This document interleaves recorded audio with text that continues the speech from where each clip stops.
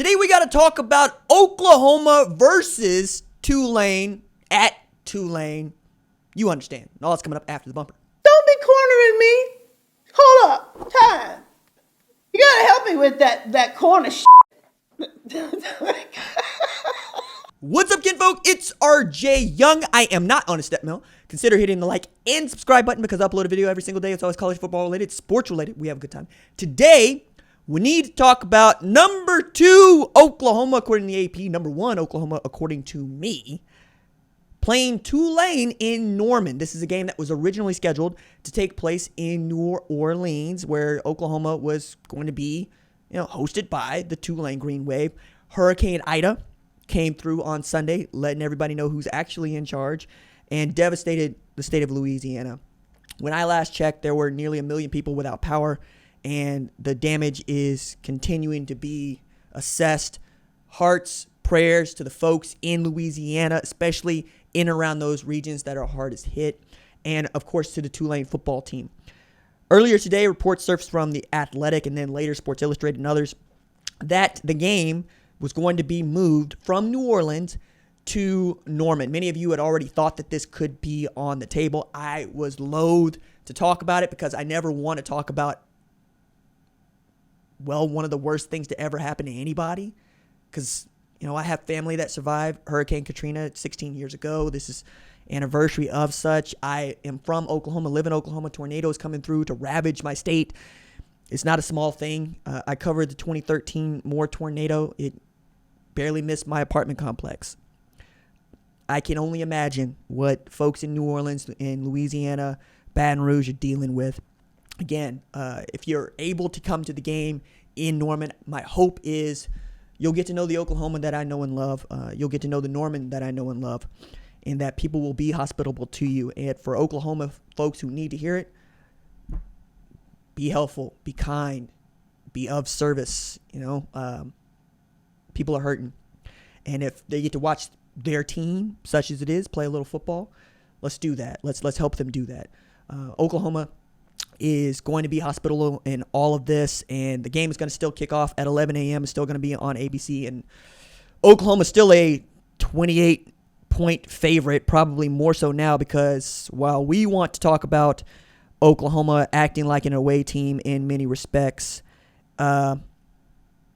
we all know there's going to be about 80,000 screaming Oklahoma fans there. But I do enjoy what OU and Tulane have decided to do with this change of location and how they're going to do the ticket stuff. Like, one of my favorite paragraphs here is, even with the change of venue, Tulane will be the designated home team for this game and will retain the net proceeds of ticket sales. All tickets for this game will be sold separately and are not part of season ticket packages. Ticket procedures are included later in the Tulane release. Tulane is not unlike the University of Tulsa, where I went to school. Matter of fact, they play in the same conference, and Tulane pushed Tulsa to the brink in 2020. One of my favorite Tulsa teams really, and helped produce one of the greatest Tulsa football players of all time in Zaven Collins. Joe Castiglione had this to say about the change in venue. This is obviously a heart-wrenching time. We have been reminded again of the life events that take precedence over everything else we do. Our thoughts and prayers are with Tulane President Michael Fitz, Athletics Director Troy Dannon, the Tulane community, and everyone impacted by this storm. I know that many of our fans were looking forward to visiting one of our favorite cities, New Orleans, but now we have an opportunity to do what we do best, and that is extend our hospitality to people who are facing significant challenge. All of us will do our part to make the Tulane team and fans feel welcome and appreciated as we host their home game. Amen, right? OKC Pelicans, they know what's really good, and I think that's one of the reasons why we ended up with an NBA franchise here in the state of Oklahoma that plays at Oklahoma City. Tickets for the lower bowl for season ticket holders will be $30 and $50 for suites and clubs to include hospitality. OU students will have an opportunity to purchase tickets priced at $20 beginning today, Tuesday. That is tomorrow. Today is Monday. If tickets remain after the season, ticket and student requests are accommodated. A public sale will be held on Friday, and those tickets will be available at $50 each. Okay, so If you want to go to the game, by all means, go to the game and know that that ticket money is going to help Tulane's athletic department, right? And I'm sure that they're going to say thank you. They traveled to Birmingham, where they were hosted by UAB and Bill Clark, and kudos to them. Number one, UAB, a program that didn't have a program a couple years ago, knows exactly what it's like to be displaced. And that is college football's favorite television market. Every single year, Birmingham tops the ratings for folks watching college football. So they understand what Tulane is dealing with, and they're much more likely to be accommodating than I think your average American city, because they just understand what it means for football to be played or not played, quite honestly. I hate that this is the way in which Oklahoma gets a 7th game this year, and I hate that it's got to take into account what they do or don't do in this game when we're talking about, playing for championships and whatnot. But this game was never going to be that big a deal to begin with. Now I think it takes a bigger significance. Not an even. I think it takes a bigger significance. I think we're all just going to be happy that this game is being played. And I'm sure that the families of those that can travel to the game are going to be appreciative of being able to watch their teams be able to play. All right. With a not so gentle segue, going to try to talk a little bit about football here. So this is a game in which we're going to see what Oklahoma's running back depth looks like. And I say that not because Tulane is going to challenge so much as I don't think you're going to want to play Kennedy Brooks or Eric Gray any more than you have to. Because many of you know, Oklahoma this offseason has lost guys that could play tailback. We'll put it that way. Mikey Henderson, right? An H-back type, fullback type. Seth McGowan, an actual tailback. And Trey Bradford, who wants to transfer, we think, back to LSU, but is apart from the team. So you go from having the start of this offseason, right? As many as 4 scholarship tailbacks and 5 that can play the position to 2. Now, Billy Bowman is still at Oklahoma and can play a little football. Now, if he ends up starting at nickel, fine, whatever. That's great. Brian Darby also knows how to play a little tailback. Wouldn't shock me to see Brian Darby back there at all, right? And then Jeremiah Hall is used to carrying the rock, and he is the elder statesman on the team. Obviously, he's the guy that Lincoln Riley trusts the most to do most of the talking, and for good reason. Jeremiah Hall is one of the great ambassadors of Oklahoma football that is still there. But what I'm more interested to see is just how in sync Spencer Rattler seems to be still with the likes of Marvin Mills, Jaden Hazelwood, Theo Weiss, Drake Stoops, Mario Williams, Cody Jackson. The wide receiver core at Oklahoma is ridiculous, and many of you have been very loud about how well you think Mario Williams is going to assimilate into this offense and what he can provide Oklahoma. I'm also interested in seeing what Andrew Rame is able to do at center. Going to start a new center, right? Creed Humphrey's a Kansas City Chief now.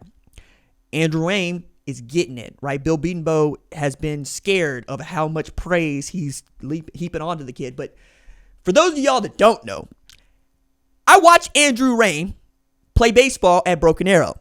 The man hit a gapper and legged out a triple at 6'3", 280 pounds.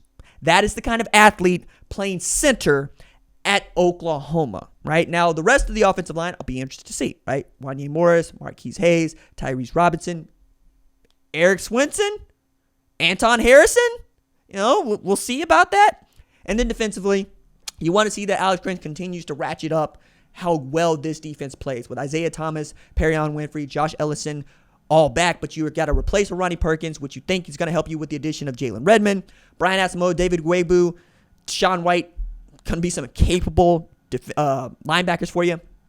You also got Pat Fields is coming back once again. I mentioned there could be a problem at nickel. Brendan Radley House, who many of y'all hated, but I love, is at Washington, where he's probably going to start, and all they do is turn out great defense backs at Washington. So I still look good on that one.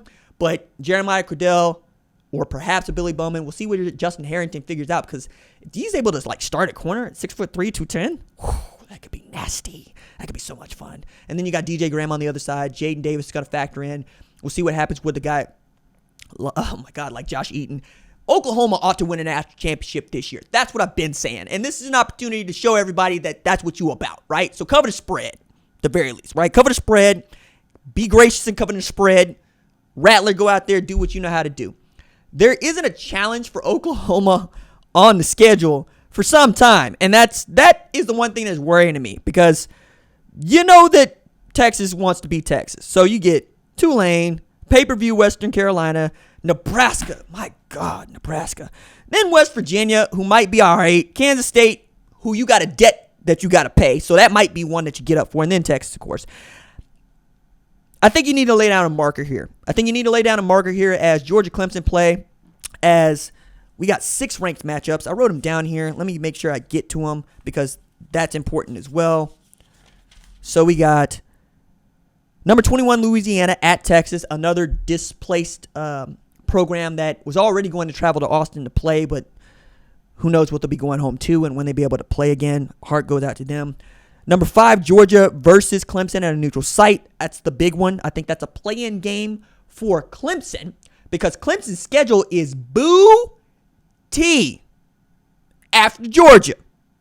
Everybody says that ACC doesn't give Clemson a challenge. They get to walk into the playoff every year. This might be a year in which it actually proves to be true. So you need to beat Georgia, the most talented college football team in the world this year. And Georgia isn't punching up, it's punched down. Take a look at how they've been recruiting. I don't care if Darnell Washington, Eric Gilbert, George Pickens are out. You ought to be able to go down there and get a W on a neutral site.